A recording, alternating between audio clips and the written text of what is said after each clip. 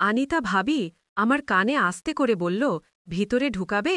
আমি হ্যাঁ বলে উত্তর দিলাম। ভাবি বলল, খুব আস্তে ঢুকাবি, এখন আমার ছোট আর গভীরও কম, কখনো তোমার মোটা থেকে ফেটে না যায়। আরামে ঢুকাবি প্লিজ দেবরজি, তোমার ভাইয়া পাশেই ঘুমোচ্ছে। আমি বললাম, হ্যাঁ ভাবি, ঠিক আছে, ভাইয়া জাগবেন না আর তোমার ব্যথাও হবে না। আমি এখন 17 বছরের আর আমার ভাবির বয়স 24 বছর, কিন্তু সে দেখতে খুব সুন্দর। সে আমার সাথে একদম খোলামেলা থাকে। আমার নাম রাহুল আর আমি আমার গ্রামে ভাইয়া ভাবির সাথে থাকতাম। ভাবির নাম আনিতা ছিল। সে সব সময় হাসি খুশি থাকত, কিন্তু তার চোখে একটা অকথিত বিষাদ লুকিয়েছিল। ভাইয়া প্রায়ই কাজের সূত্রে বাইরে থাকতেন আর আমি বাড়িতে ভাবির সাহায্য করতাম। একদিন বৃষ্টি খুব জোরে হচ্ছিল। আমি ক্ষেত থেকে ফিরছিলাম যখন ভাবি আমাকে ডাকল, রাহুল, তাড়াতাড়ি ভিতরে চলে আয়, ভিজে যাবি। আমি তার ঘরে গেলাম, যেখানে সে চা বানাচ্ছিল। হঠাৎ বাতাসে দরজা বন্ধ হয়ে গেল আর খিল লাগল। আমরা দুজন ঘরে একা হয়ে গেলাম।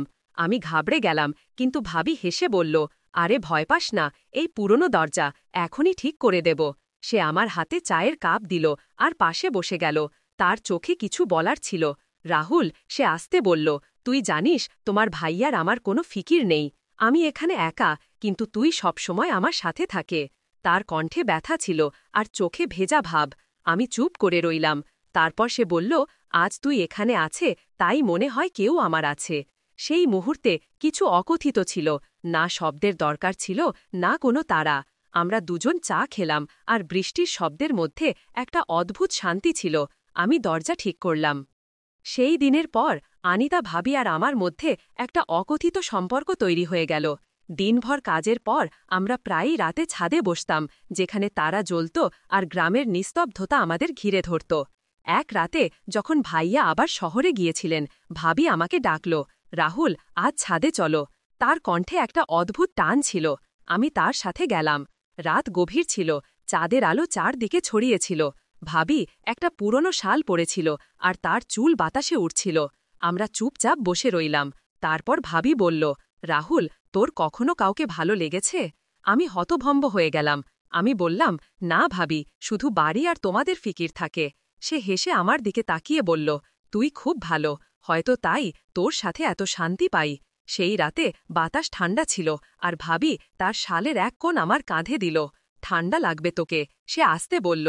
সেই মুহূর্তে একটা গরম আহার ছিল, যা শাল থেকে নয়, তার কথা থেকে আসছিল। আমি তার চোখে তাকালাম আর সেখানে একটা চমক ছিল, যা আগে কখনো দেখিনি। রাহুল, সে ফিসফিস করে বলল, জীবনে কেউ যদি সঙ্গ দেয় তাহলে রাত এত খালি লাগে না। আমি কিছু বলতে পারলাম না, শুধু তার কথা শুনলাম। আমরা দেরি পর্যন্ত চাঁদ দেখলাম আর সেই রাতের নিস্তব্ধতায় আমাদের নীরবতাই আমাদের রোমান্স হয়ে গেল। শব্দের বাইরে শুধু অনুভূতির একটা মধুর সঙ্গীত। সকাল হওয়ার আগে আমরা নিচে নেমে এলাম। পরের দিন পুরো দিন কাজে কেটে গেল। আমি খেতে ছিলাম, কিন্তু আমার মন বারবার গত রাতের ছাদের কথোপকথনে আটকে যাচ্ছিল। আনিতা ভাবির চোচের চমক আর সেই শালের গরমাহাট আমার মনে বারবার ফিরে আসছিল। সন্ধ্যায় যখন বাড়ি পৌঁছালাম, ভাবি রান্নাঘরে ছিল। সে আমাকে দেখে হালকা হাসল আর বলল, রাহুল, আজ রাতে আবার ছাদে চলো, চাঁদ আরও পরিষ্কার দেখা যাবে। আমি সম্মতি দিলাম। রাত গভীর হতে লাগল। খাওয়ার পর আমরা ছাদে গেলাম। এবার বাতাসে একটা অদ্ভুত মিষ্টি গন্ধ ছিল, যেন ফুলের সুগন্ধ দূর থেকে ভেসে আসছে। ভাবি একটা হালকা নীল শাড়ি পরেছিল, যা চাঁদের আলোয় ঝলমল করছিল। আমরা পাশাপাশি বসলাম। রাহুল, সে আস্তে বলল, তোর কখনো মনে হয় না যে জীবনে কিছু বাদ পড়ছে? আমি তার থেকে তাকালাম। তার কণ্ঠে একটা গভীরতা ছিল, যা সরাসরি হৃদয় পৌঁছাচ্ছিল। আমি বললাম, ভাবি, তোমার সাথে সময় কাটানোর পর মনে হয় কিছু বাদ পড়েনি। সে আমার কথা শুনে তার চোখ নিচু করল আর আস্তে আমার হাতে তার হাত রাখল। তার আঙুল ঠান্ডা ছিল, কিন্তু সেই স্পর্শে একটা আগুন ছিল। তুই সত্যি আমার জন্য অনেক অর্থপূর্ণ, সে বলল আর তার চোখে চিকচিক করল।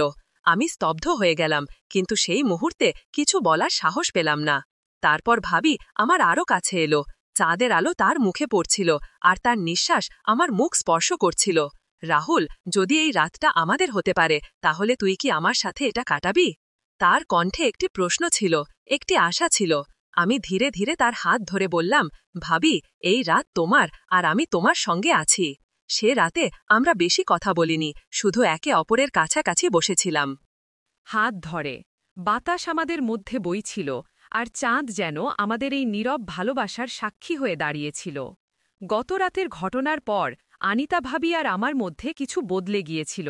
আমাদের চোখ এখন আগের চেয়ে বেশি কিছু বলত, আর আমাদের প্রতিটি স্পর্শ যেন কোনো আগুন জ্বালিয়ে দিত।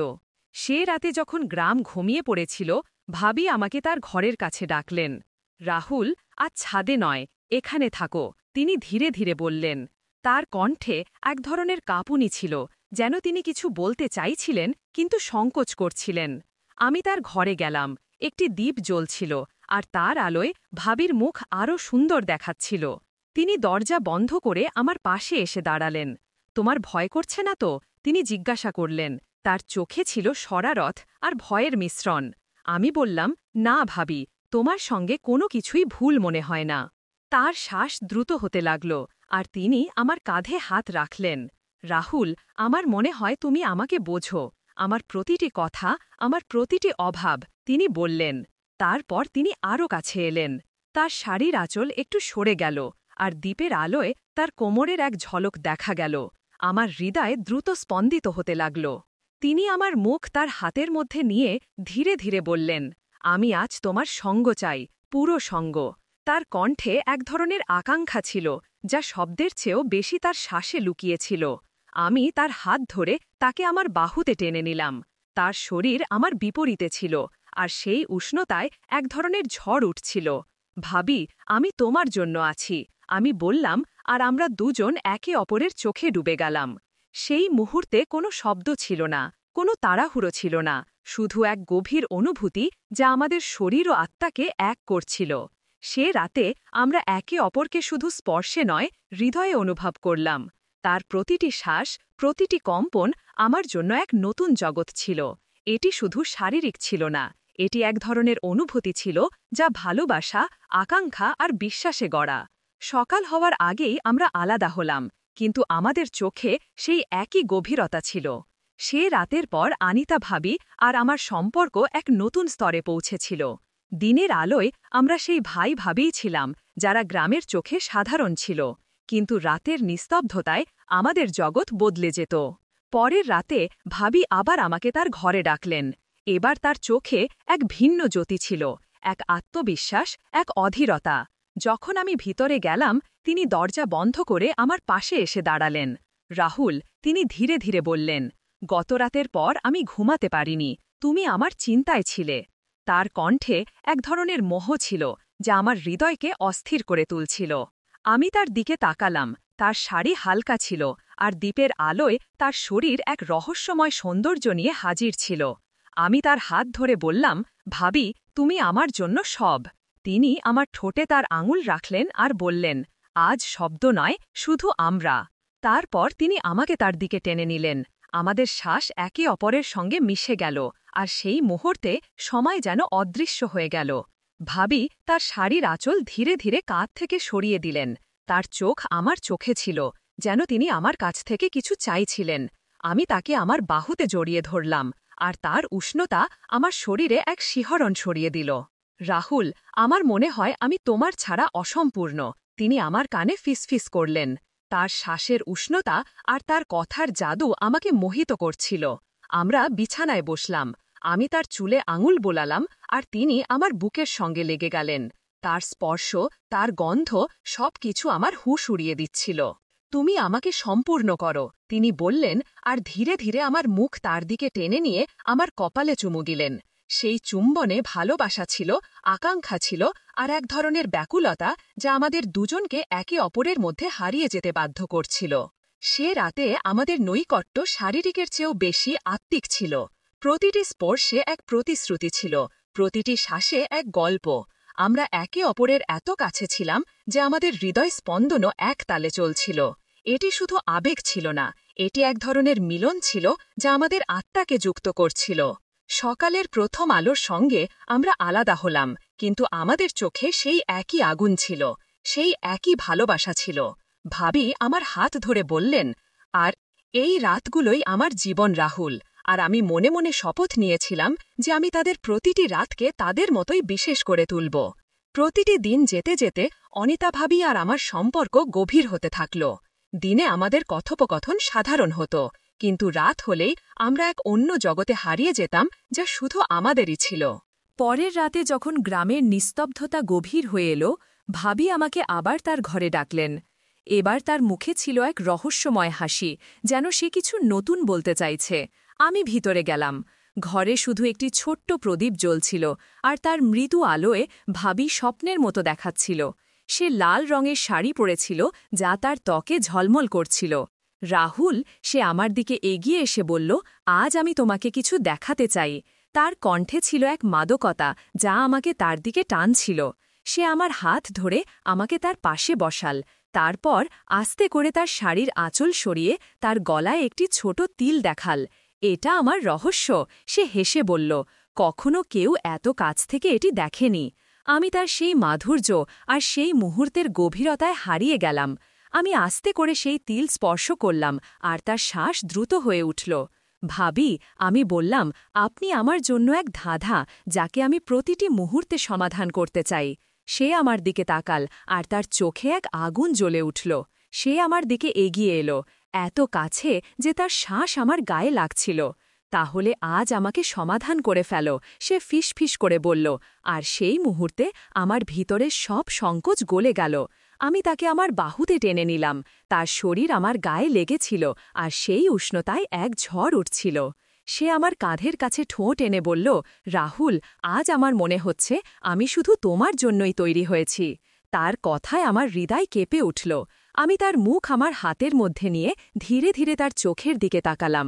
তারপর কিছু না বলে আমি তার কপালে চুমু দিলাম, আর সে আমার বুকের সাথে লেগে গেল। সেই রাতে আমাদের রোম্যান্স শব্দের বাইরে ছিল।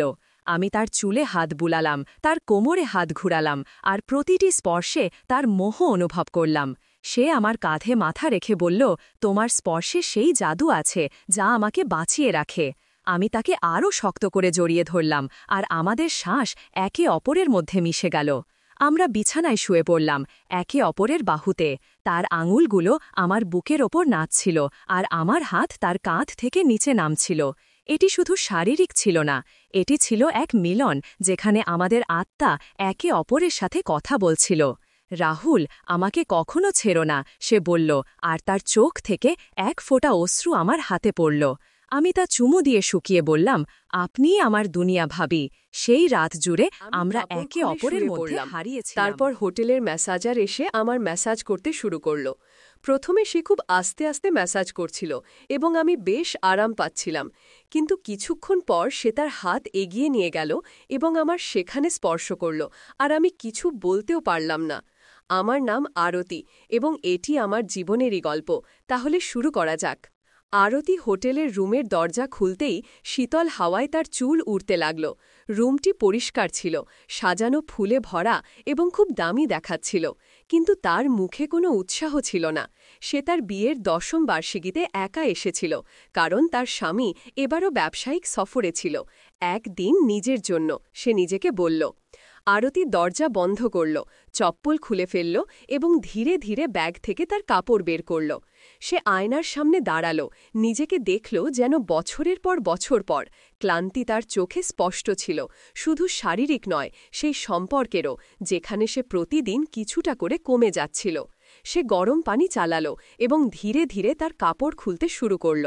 বাথরুমটি খুব সুন্দর ছিল, মার্বেলের দেয়াল, হালকা মাঝারি আলো। আরতি শাওয়ার চালাতেই এক ধরনের আরাম নেমে এলো। পানির প্রতিটি ফোঁটা যেন গত বছরের ভার ধুয়ে দিচ্ছিল। কিন্তু ঠিক তখনই এক অদ্ভুত শিহরণ তার পিঠ বেয়ে গেল, যেন কেউ তাকে দেখছে। সে দ্রুত পিছনে ফিরে তাকাল, কিন্তু সেখানে কেউ ছিল না। আমি পাগল হয়ে গেছি নাকি, সে নিজেকে বলল, শুধু ক্লান্ত। আরতি তোয়ালে জড়িয়ে বাইরে এলো এবং হোটেলের ফোনে রিসেপশনকে কল করল। হ্যালো, আমি আজই একটি রিল্যাক্সিং বডি ম্যাসাজ চাই। নিশ্চয় ম্যাডাম, আমাদের একজন প্রফেশনাল আছে, বিজয়। সন্ধ্যা 7টা কি ঠিক হবে? হ্যাঁ, সে কিছুটা দ্বিধায় বলল। সন্ধ্যা 7টায় দরজায় একটি খটকা শোনা গেল। আরতি দরজা খুলতেই সামনে দাঁড়িয়েছিল প্রায় 38 বছরের একজন মানুষ। গভীর চোখ, সাধারণ পোশাক এবং হালকা হাসি। হ্যালো ম্যাডাম, আমি বিজয়, মে আই কাম ইন? তার কণ্ঠে কোনো কৃত্রিমতা বা দ্বিধা ছিল না। আরতি নিঃশব্দে মাথা নাড়ল। Where would you like me to set? Up the towel? সে জিজ্ঞাসা করল। আরতি জানালার দিকে ইশারা করল। বিজয় খুব স্বাভাবিকভাবে টেবিল সেট করল, তোয়ালে বিছাল, তেল রাখল, তারপর তার দিকে ফিরল। আপনি প্রস্তুত? হ্যাঁ, আমি এখনই আসছি, আরতি বলল এবং ওয়াশরুমে চলে গেল। যখন সে বাইরে এলো তখন সে একটি লম্বা বাথরোব পরেছিল, কিন্তু তার ভিতরে ভয় এবং দ্বিধা দুটোই ছিল। বিজয় খুব স্বাভাবিকভাবে তাকে টেবিলে শুতে বলল, পিঠের ওপর শুয়ে পড়ুন, রিল্যাক্স করুন, কোনো তাড়া নেই।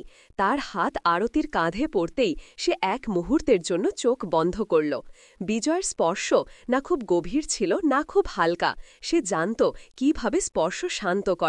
আরতি প্রথমবার কোনো অপরিচিতর হাতে ভয়। আরতির চোখ খোলা ছিল না, কিন্তু মনে হলো যেন হঠাৎ হৃদয় খুলে গেছে, শুনছে কিন্তু বুঝছে না। তার কথার ভঙ্গিতে ছিল ভাঙা স্বর। বিয়ের 10 বছর পেরিয়ে গেছে। আরতি কথা বলা শুরু করল।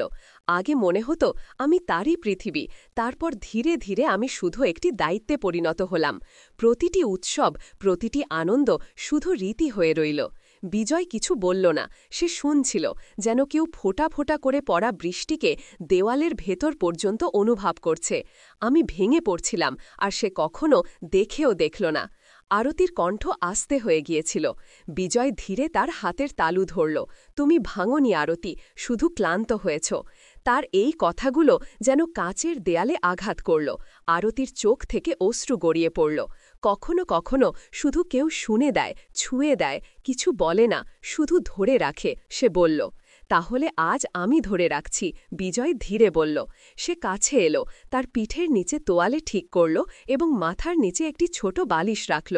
তার স্পর্শ এখন শুধু স্পর্শ ছিল না, তা এখন এক ভাষায় পরিণত হয়েছে।